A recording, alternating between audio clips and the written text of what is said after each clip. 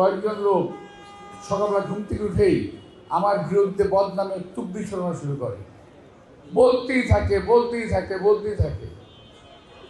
শুনতে শুনতে কানটা ঝাড়াপালা হয়ে যায়। মানুষজন বলে যে আপনি কিছু বলেন না কেন?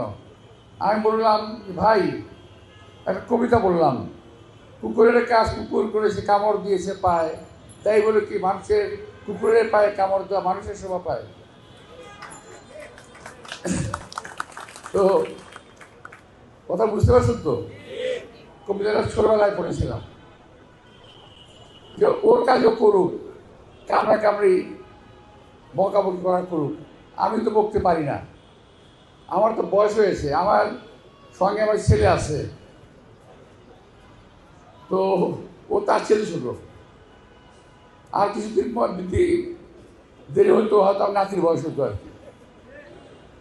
ওদের সঙ্গে কথা বলা মুশকিল। আমি বললাম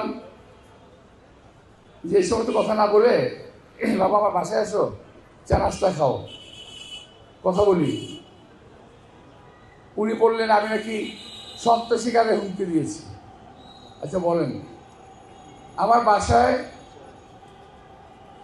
সকল সময়ে আমার বিরোধী প্রার্থীরা আমরা একসঙ্গে বসে খাওয়া দাওয়া করেছি, মাঠে লড়াই করেছি, ঘরে আমাদের দোস্তি ছিল, কখনোই একে অপরকে শত্রু ভাবি নাই। এখন মনে হচ্ছে একে একজন অপরজনকে শত্রু ভাবা শুরু করেছি আমরা। না, আমি কাউকে শত্রু ভাবি না, আমি সব শত্রু ভাবতে চাইও না। দয়া করে আমাকে তো শত্রু ভাববেন না, আমি কারো শত্রু নই।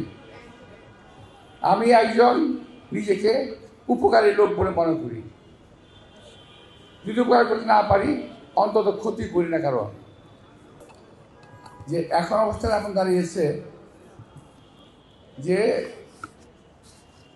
আমি কেন রিয়্যাক্ট করি না, আমাকে রিয়্যাক্ট করাতেই হবে। আপনাকে বুঝতে পেরেছেন? আমি প্রতিক্রিয়া দিলেই তাদের একটা লাভ হয়ে যায়। তো ভাই আমার তো বয়স হয়েছে, আমি তো বুঝি, আমি কি সুযোগ দেবো তোমাকে? আমি সে সুযোগ দেবো না। তুমি ঘেউ যত পারো করো, আমার দরকার নাই।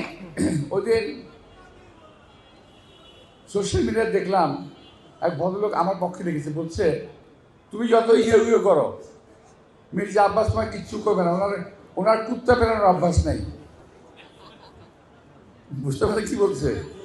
আমি ভাই সত্যি বলছি, দুঃখের সঙ্গে বলছি যে ওনার কুত্তা পেরানোর অভ্যাস ওনার নাই, কুত্তা পেরায় না উনি। হ্যাঁ, রাজপথে পুলিশের সঙ্গে লড়াই করেছি, রাজপথে প্রতিপক্ষের সঙ্গে যুদ্ধ করেছি, আওয়ামী লীগের সঙ্গে যুদ্ধ করেছি, 17-18 বছর সাধারণ মানুষের সঙ্গে যুদ্ধ করি নাই। সাধারণ মানুষের স্বার্থ নিয়ে আমরা কথা বলেছি, এই দেশের মানুষের ভাগ্যের উন্নয়নের কথা বলেছি, আমরা গণতন্ত্রের কথা বলেছি, আমরা কথা বলার অধিকারের কথা বলেছি, আমরা ভোটের কথা বলেছি, আওয়ামী লীগ সরকারের বিরুদ্ধে আমরা কথা বলেছি।